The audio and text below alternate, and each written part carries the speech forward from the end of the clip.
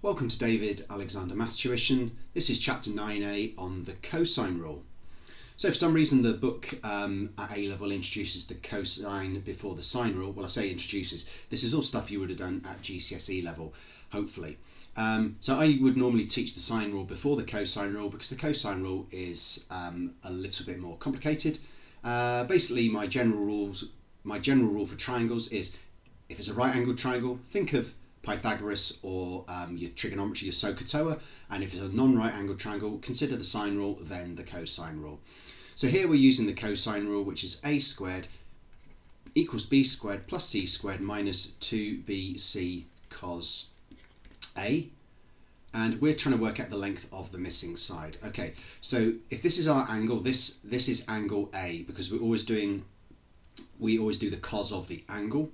So if this is angle A, then this must be side A, and for sides B and C, it doesn't really matter which is which.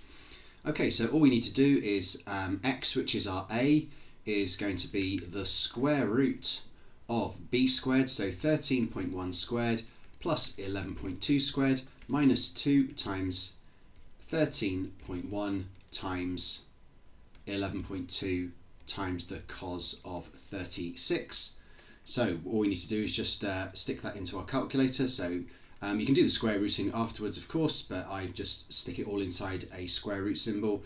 So 11.2 squared minus 2 times 13.1 times 11.2 times the cos of 36. Make sure to close the bracket so you don't get a maths error. And I'm getting A is 7.723 to 3 decimal places.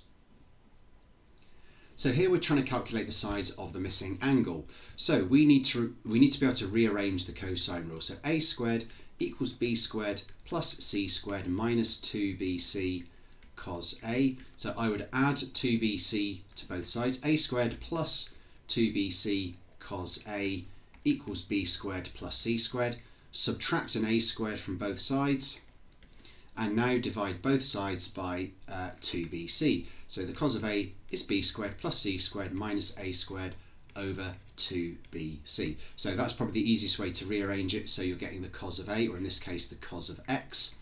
So here the cos of a is going to be 48.2 squared plus 61.3 squared, take away 52.6 squared over 2 times 48.2 times 61.3. So let's set up a fraction on our calculator. 48.2 squared plus 61.3 squared, subtract 52.6 squared over 2 times 48.2 times 61.3 equals, so the cos of a is 0.55. So a, I'm just going to shift cos my answer. So a is 56.36 degrees, and that seems entirely plausible. Well, of course, that is the correct answer, and we are done.